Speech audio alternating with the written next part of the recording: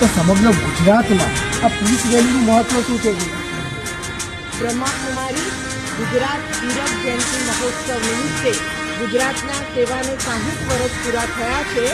એ માટે ગુજરાતના ટોટલ 500થી પણ વધારે સેવા કેન્દ્રો ઉપર તારીખ 23/11/2025ના રોજ સવારે 7 થી 8 એક જ સાથે એક જ સંકલ્પ સાથે કે આ દુનિયાની અંદર વિશેષ કરીને લોકોને સાચો સ્નેહ મળે, શાંતિ મળે, પ્રેમ મળે, એની માટે શાંતિના પ્રકંપનો ફેલાવવા માટે આ વિશેષ ગુજરાતમાં દરેક સેવા કેન્દ્રો ઉપર આ શાંતિ યાત્રાનું આયોજન કરવામાં આવેલ છે।